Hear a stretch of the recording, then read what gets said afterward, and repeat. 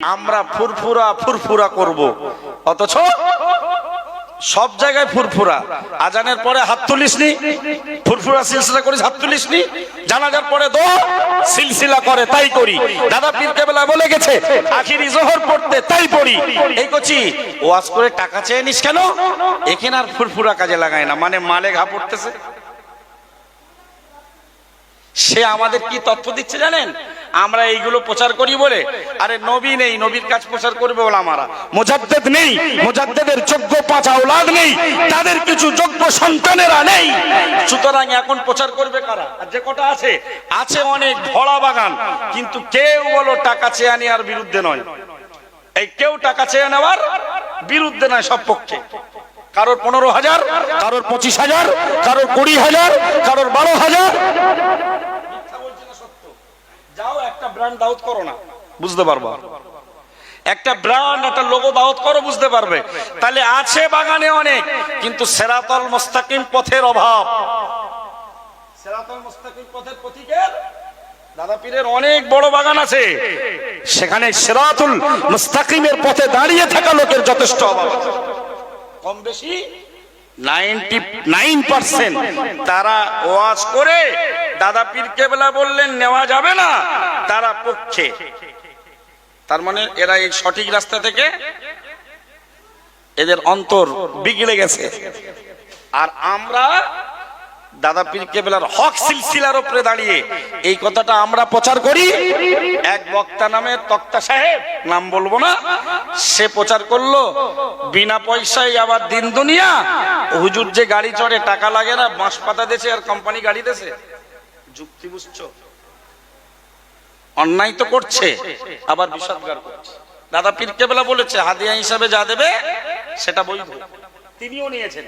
সুবহানাল্লাহ বলেন।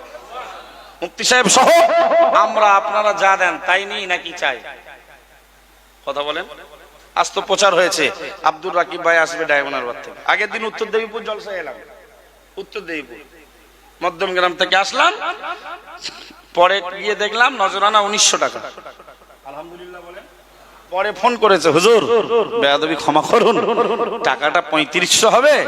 2 পকেটে টাকা ছিল, একটা নিজস্ব টাকা, একটা আপনার টাকা। অসুবিধা নেই, আল্লাহ অনেক দিচ্ছে। 1900 টাকাটা কি কম নাকি? 500 টাকা দিনে উপার্জন করতে গেলে ঘাম ছুটে যাবে।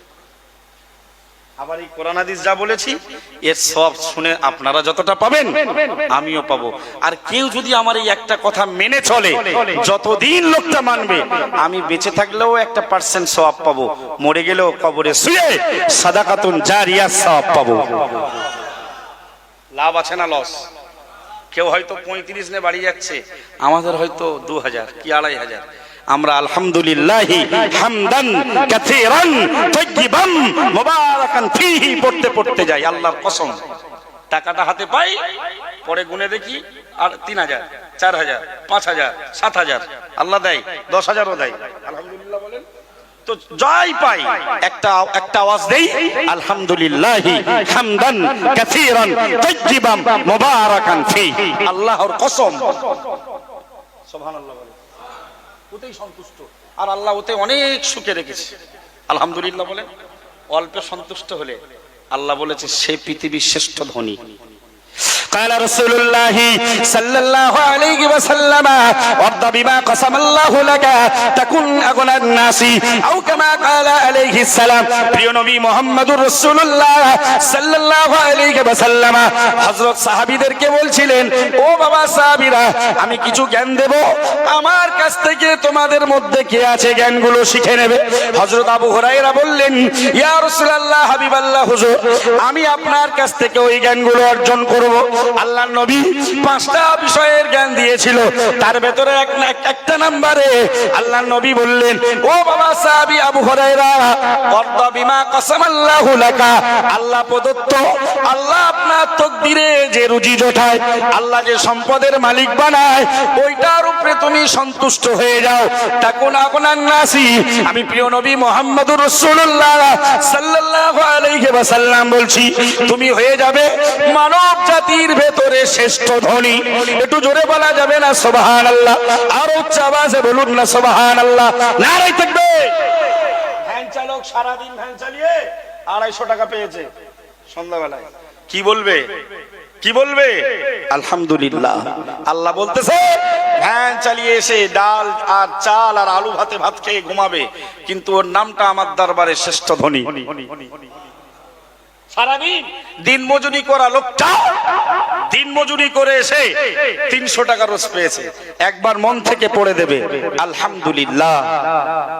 আল্লাহ বললেন আমি আমার দেওয়া তকদিরে রুজি সম্পদ পেয়ে যে সন্তুষ্ট হয়, যে সন্তুষ্ট হয়, আমি আল্লাহর নবী বলছি, সাহাবী আবু হুরায়রা মনে রাখো, সেই লোকটা হয়ে যাবে তাম বিশ্বের মানুষের ভেতরে সর্বাধিক ধনী।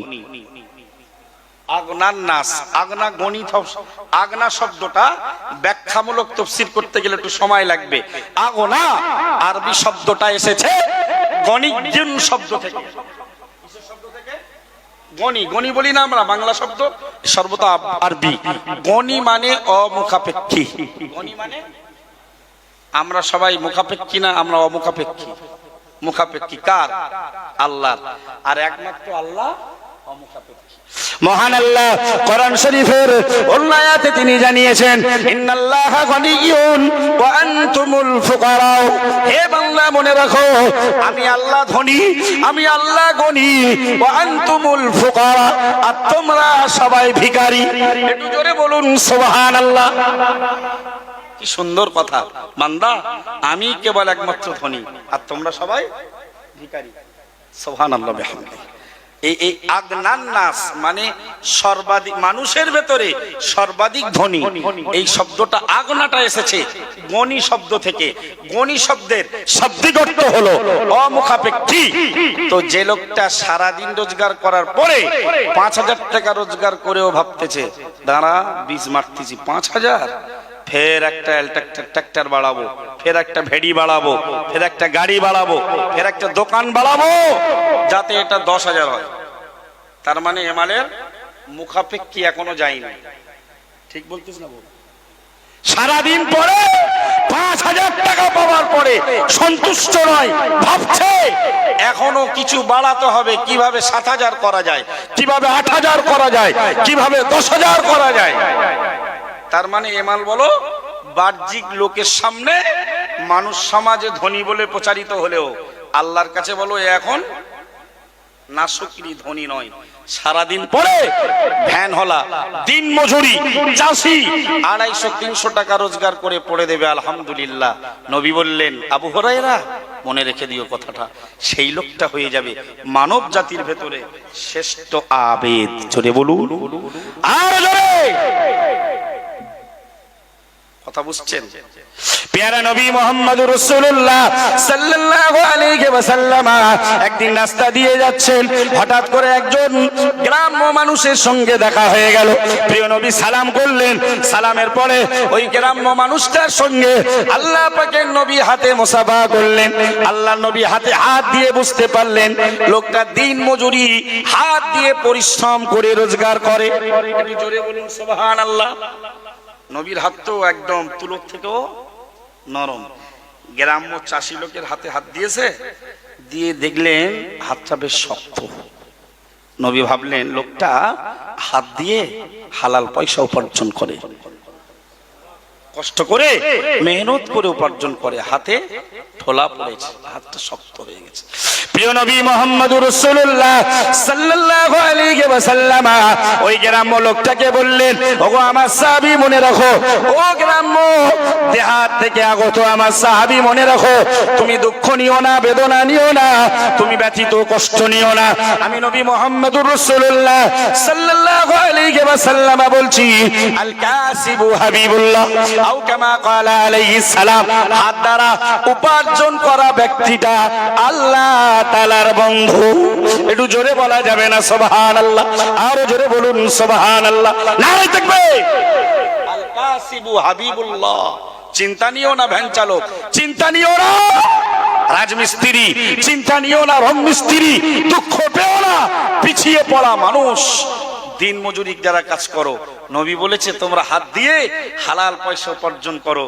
আমি রাসূল বলছি আল কাসিবু হাবিবুল্লাহ, আল্লাহ তাআলার বন্ধু হলো হাত দিয়ে হালাল উপার্জনকারী ব্যক্তিরা।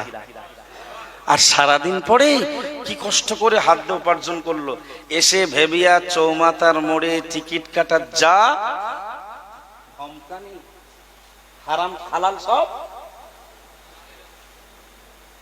ওয়াজ কি খুলিতে যাচ্ছে না মাথার উপর দিয়ে আওয়াজ শুনছেন? অল ইন্ডিয়া সুন্নাত আল জামাতের শাখা সংগঠন মাগরিবে বাঙ্গাল আঞ্জুমানে ওয়াজিন আওয়াজ শোনাতে আসে না, তারা প্রকৃত অথেন্টিক কোরআন আর হাদিসের তথ্য দিয়ে নিজেদের হেদায়েত আর জাতির হেদায়েতের পথকে সুগম করে। বলুন আলহামদুলিল্লাহ। ঠিক বলছি না ভুল? নিজের বাজার গরম করতে আমরা আসি না।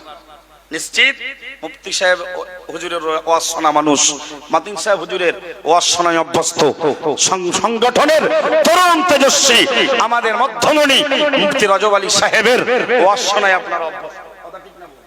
সুতরাং আমরা আমাদের বাপ দাদুরা তো ব্র্যান্ডেড কোম্পানির লোকজন নয় যে কিসসা কাহিনী বলে কিছু বলবো, ঠিক না বল? সুতরাং নবী দেখিয়ে দিয়েছেন সরল রেখাটা সিরাতুল মুস্তাকিম, এইটার উপরে দাঁড়িয়ে থাকলে মাঝে মাঝে ঝড়, মাঝে মাঝে বিপদ, মাঝে মাঝে তুফান, মাঝে মাঝে সাইক্লোন, রাস্তায় চললে তুফান উঠলো, বাঁচবো? আসবে, আল্লাহ বাঁচালে মাথার উপর দিয়ে বয়ে যাবে। তো এখানে ইস্তেকামাতের সঙ্গে নবী বলেছেন কিয়ামত পর্যন্ত আমার উম্মতের একটা দল হক পথে দাঁড়িয়ে থাকবে। একটু চোখ দিয়ে সিলসিলা মুজাদ্দিদে জামানের যত সংগঠন আছে বর্তমানে, চোখ দিয়ে, অন্তর দিয়ে, বুদ্ধি দিয়ে, বিবেক দিয়ে, মস্তিষ্ক দিয়ে একটু বিচার করুন অল ইন্ডিয়া সুন্নাত আল জামাত যে পথে আছে ওটা সঠিক পথ না বেঠিক পথ। আর যে কটা যে পথে আছে, ব্র্যান্ড আছে, লোগো আছে, ইসলাম আছে, সব আছে, কিন্তু তার রাস্তাটা